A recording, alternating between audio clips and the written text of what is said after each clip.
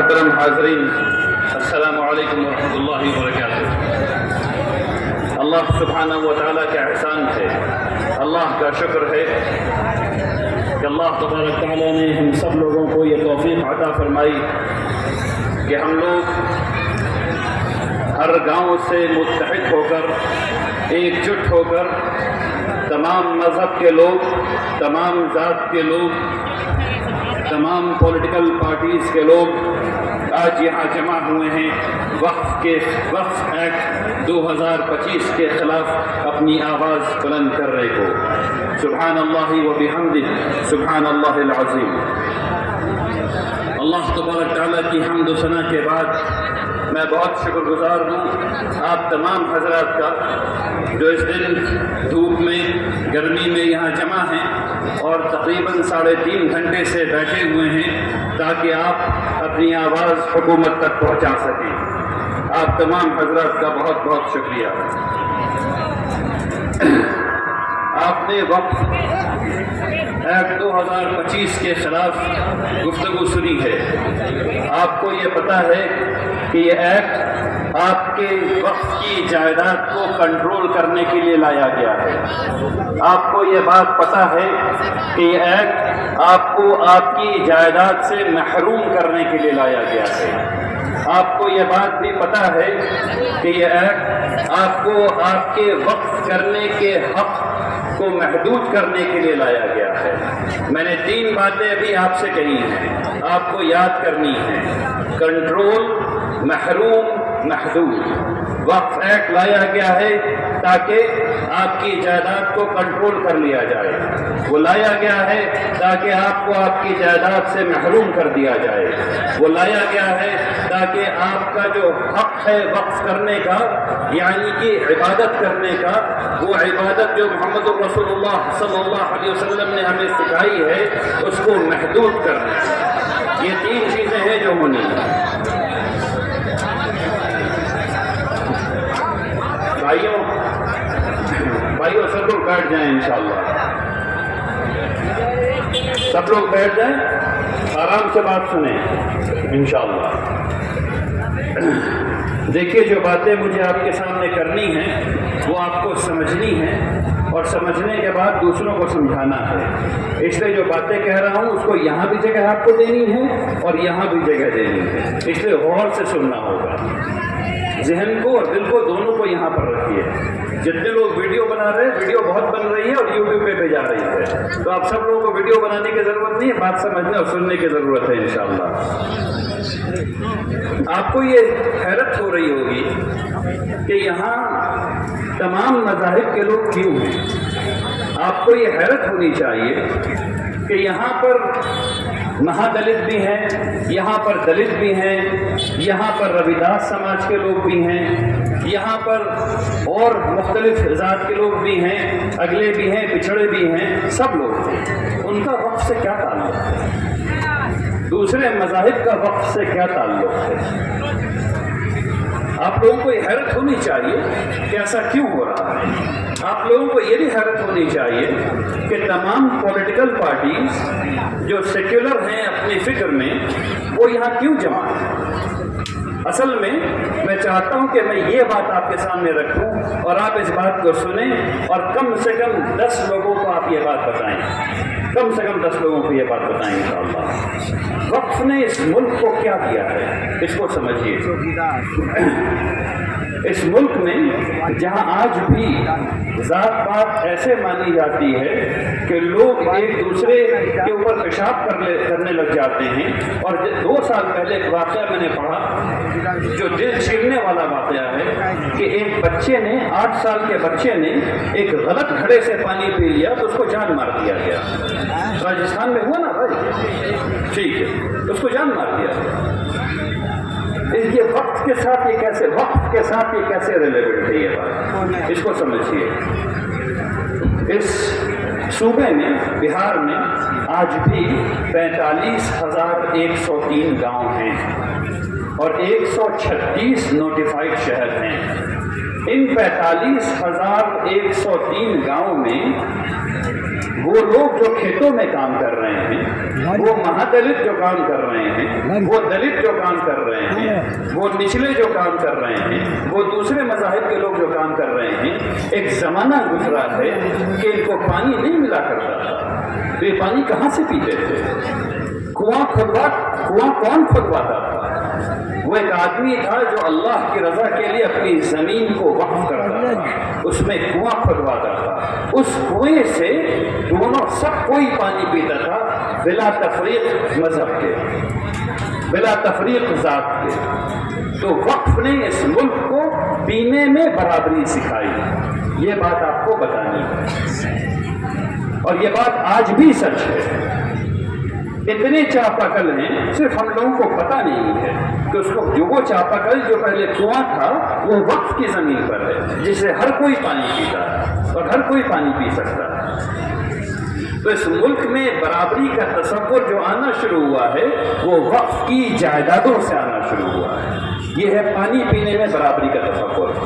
اب میں آپ کو کھانا کھانے میں برابری کا تصور بتاتا ہوں۔ تمام خانقاہیں وقف کی جائیداد پر ہیں، اور انہی خانقاہوں میں بادشاہ وقت آیا کرتے تھے، اور آج بھی انہی خانقاہوں میں پرائم منسٹر بھی جاتے ہیں اور چیف منسٹر بھی جاتے ہیں، اور اسی خانقاہ میں جب لنگر لگتا ہے تو تمام لوگ، چاہے وہ مہادلت ہوں، چاہے وہ دلت ہوں، چاہے وہ مسلمان ہوں، چاہے وہ سکھ ہوں، چاہے وہ عیسائی ہوں، سب بیٹھ کے کھاتے ہیں اور آج تک کھاتے ہیں۔ دال روٹی سب بیٹھ کر کے کھاتے ہیں، اور یہ خانقاہی نظام وقف کی جائیدادوں پر ہے۔ تو وقف نے آپ کو پینے میں برابری سکھائی اور وقف نے آپ کو کھانے میں برابری سکھائی، یہ ہے وقف کا پیغام۔ اب اور آگے چلیے، ابن بطوطہ نے اپنی کتاب میں لکھا، وہ افریقہ سے آئے اور 5 سال دلی کے گورنر رہے، اس کے بعد واپس چلے گئے۔ انہوں نے دلی میں لکھا کہ یہاں 27,000 مدرسہ ہے، مدارس ہیں 27,000۔ ان 27,000 مدارس میں مسلمان تو نہیں پڑھ رہے تھے، سر اتنے مسلمان ہی نہیں تھے کہ پڑھیں 27,000 مدرسے میں، تو کون پڑھ رہا تھا اس میں؟ آپ لوگوں کو ایک شخص کا نام پتہ ہے، ان کا نام ہے ڈاکٹر سچیدانند سنہا، وہ شخص جن کے پیر کو جواہر لال نہرو نے دلی سے آ کر کے پٹنہ میں چھوا تھا، جن کے نام پر پٹنہ میں سچیدانند سنہا لائبریری بنی ہوئی ہے۔ وہ کہاں کے پڑھے ہوئے میرے بھائی؟ وہ بخاری شریف پڑھ کے عالمیت کی سند لے کے نکلے ہیں۔ میں نے خود ان کی کتاب اردو قاعدے پر جو سب سے موٹی کتاب دیکھی ہے، وہ ڈاکٹر سچیدانند سنہا صاحب کی لکھی ہوئی ہے اردو قاعدے پر۔ تو اس 27,000 مدرسے میں کون پڑھ رہا تھا؟ اس ملک میں عوامی تعلیم، پبلک ایجوکیشن کہاں سے آئی؟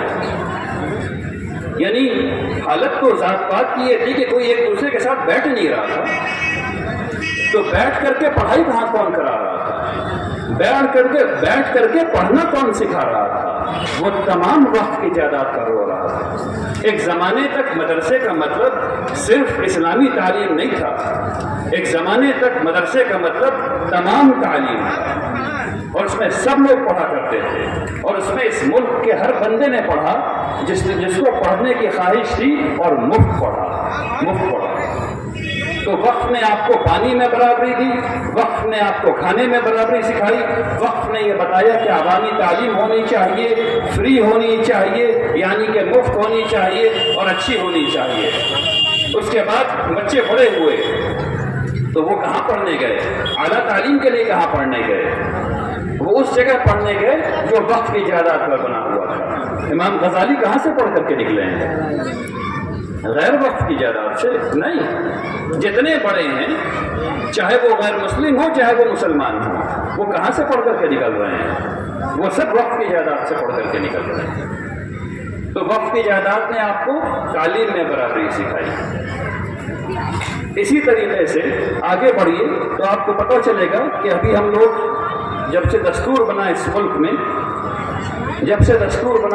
میں تو ایک لفظ عام ہوا، اس کو کہتے ہیں سماجواد۔ समाजवाद का मतलब होता है रोटी कपड़ा मकान सबको मिलना चाहिए।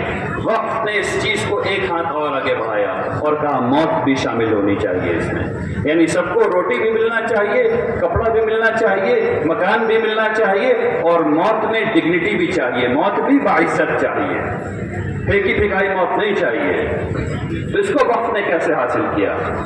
असल में वक्त का जो तसव्वुर है वो हम लोगों के जहन से निकल गया, क्योंकि जब अंग्रेज आए तो उन्होंने देखा कि वक्त ने ऐसा माशरा बना रखा है जिसमें समाजी बराबरी ऐसी है कि अगर इसको नहीं तोड़ा तो हिंदुओं के दरमियान और मुसलमानों के दरमियान तफरीक नहीं की जा सकती।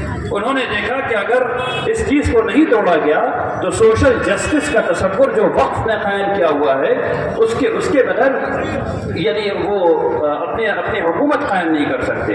तो वो क्या चीज था जो वक्त कर रहा था, उसका तसव्वुर मैं आपके सामने रखना चाहता हूँ।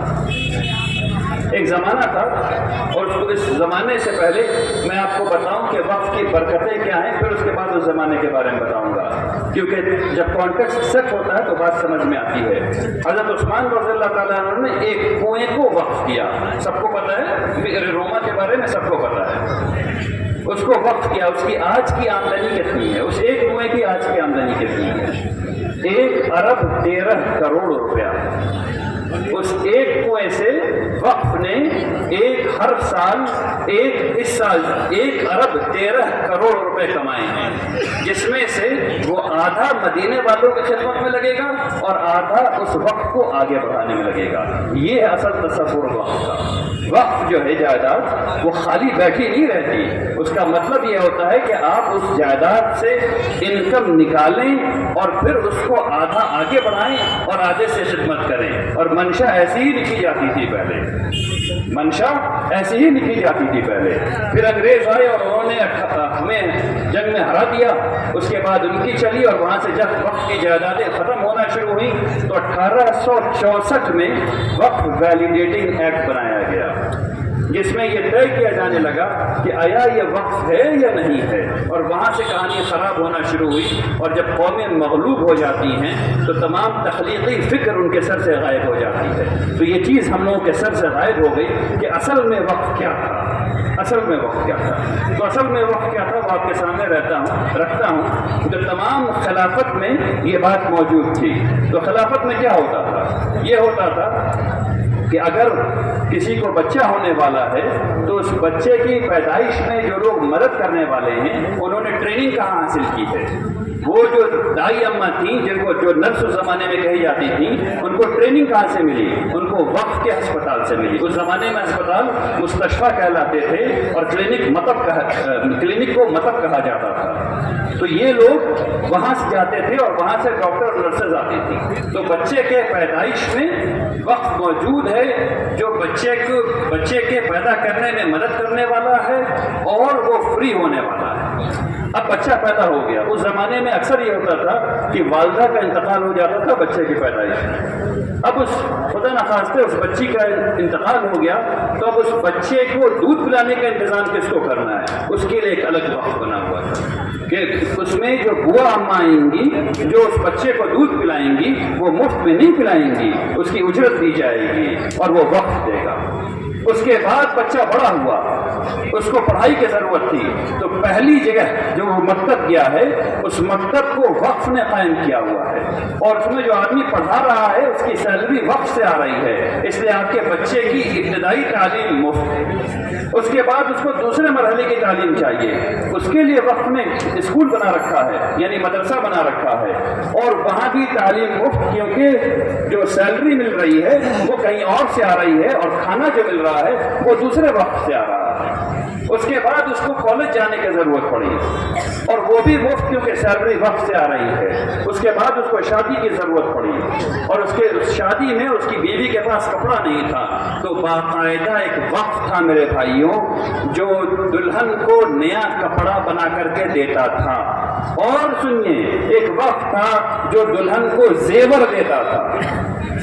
یہ ہے وقت۔ اب شادی ہوئی، اس کے بعد بات آگے بڑھی، اس کو انسان کو لگا تو اس کو اللہ سے لو لگانا چاہیے، اس کے لیے مسجد، اور مسجد میں امام صاحب کی تنخواہ، اور مسجد میں دیا کا جلنا، اور مسجد میں قرآن کا پڑھانا سب مفت موجود ہے، آپ جائیے جا کے نماز پڑھیے۔ اس کے بعد اس بچے کو تجارت کی ضرورت پڑی، جو پڑھا ہو گیا اس کو تجارت کی ضرورت پڑی، اس کو بیاج پر پیسہ نہیں لینا تھا، کیونکہ اس میں معاف کیجیے اس کو قرض نہیں لینا تھا بیاج پر، کیونکہ اس کو بیاج لگے گا، اسلام میں انٹرسٹ حرام ہے۔ تو اس نے کیا کیا، وہ وقت کے پاس گیا، وقت نے اس کو تجارت کرنے کا پیسہ دیا، اور پھر جب وہ کامیاب ہو گیا تو اس نے اس پیسے کو واپس کیا۔ اس طرح وقت ایک آدمی کی زندگی میں چلتا رہا یہاں تک کہ اس کی موت آ گئی، اور جب موت آئی تو اس کے کفن کا انتظام اور اس کے دفن کا انتظام وقت نے کیا۔ یہ ہے وقت کا سوشل جسٹس کا نظام، جو ایک معاشرے میں اگر بن گیا تو اس معاشرے سے غربت ختم۔ اسی لیے پوری دنیا میں جہاں جہاں خلافتیں رہیں وہاں جو غربت تھی وہ کم سے کم تر تھی۔ کیوں؟ کیونکہ پیدا ہونے سے لے کر کے مرنے تک ہر جگہ جہاں زیادہ خرچ کی ضرورت پڑتی ہے وہ معاشرے نے وقف کے طور پر بنا رکھا تھا۔ یہ ہے وہ وقف کا تصور۔ اگر آپ چاہتے ہیں، اور پھر کہتا ہوں، اگر آپ چاہتے ہیں کہ وقف ایکٹ واپس لے لیا جائے تو اس تصور کو اتنا بولیے اور اتنا بتائیے کہ وقف اس طریقے سے بنایا جانے لگے، اور یہ کیا جا سکتا ہے، اور یہ دوسرے ملکوں میں ہو رہا ہے۔ میں جانتا ہوں، میں گواہ ہوں اس بات کا کہ دوسرے ملکوں میں یہ ہو رہا ہے، اور ہم لوگ اگر چاہیں تو اس کو اس ملک میں بھی ایسا وقت بنا سکتے ہیں جس سے کہ سوشل جسٹس کا نظام آ جائے۔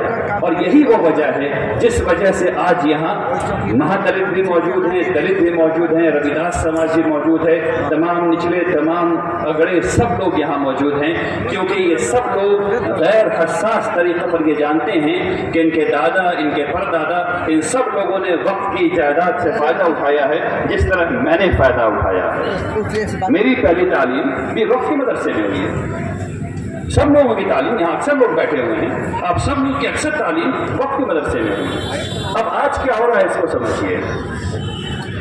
بنگال میں، تامل ناڈو میں، گجرات میں، مہاراشٹر میں، کرناٹک میں اسکول بنے ہوئے ہیں، جو کنڑ زبان میں ہیں، جو تامل زبان میں ہیں، جو گجراتی میں ہیں، جو مراٹھی میں ہیں، جو مختلف زبانوں میں ہیں، یعنی میڈیم آف انسٹرکشن، تدریسی زبان ان کی اس جگہ کی ہے، ٹھیک ہے نا، تدریسی زبان ان کی اس جگہ کی ہے۔ یہ تمام اسکول کس زمین پر بنے ہوئے ہیں؟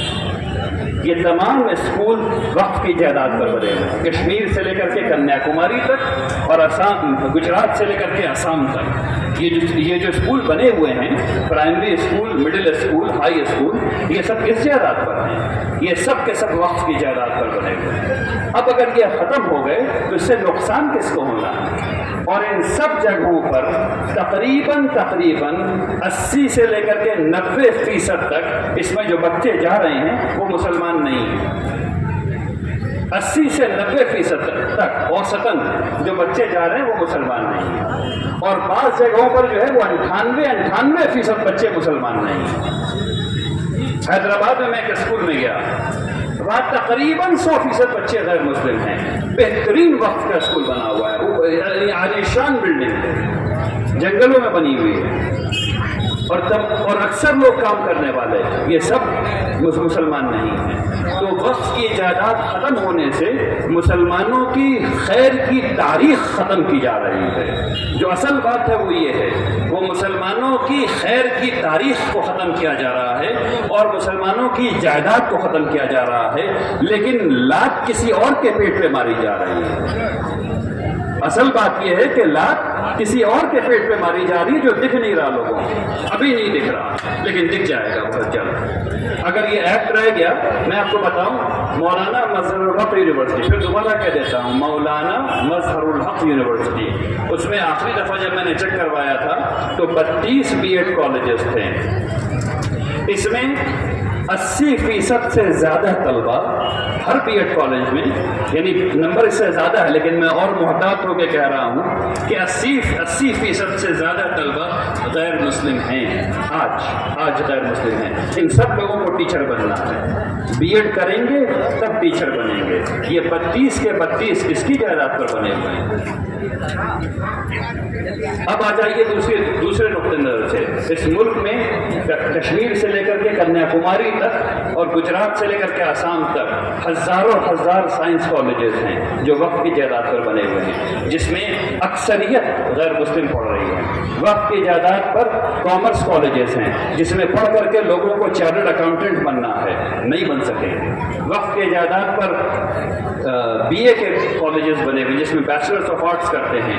اب لوگ جو ہے وہ ڈسکوری نہیں کر سکیں گے کیونکہ وہ ختم ہو جانا ہے. اسی طریقے سے میڈیکل یونیورسٹی، میڈیکل کالجز، یہ سب وقف کی جائیداد پر آج بنے ہوئے ہیں، اور جس کے بینیفیشری، جس سے فائدہ اٹھانے والے اور بالکل صحیح طور پہ فائدہ اٹھانے والے ہمارے وہ بھائی ہیں جو یہاں موجود ہیں. اور وہ اس لیے بھی موجود ہیں کہ ان کو حس ہو گیا ہے، ان کو آواز آ گئی ہے کہ یہ ختم ہو جائے گا تو ان کی کمیونٹی کے لوگ اس سے محروم ہو جائیں گے، اس سے فائدہ نہیں اٹھا سکیں گے. یہ وہ بات ہے جو آپ کو بتانی ہے.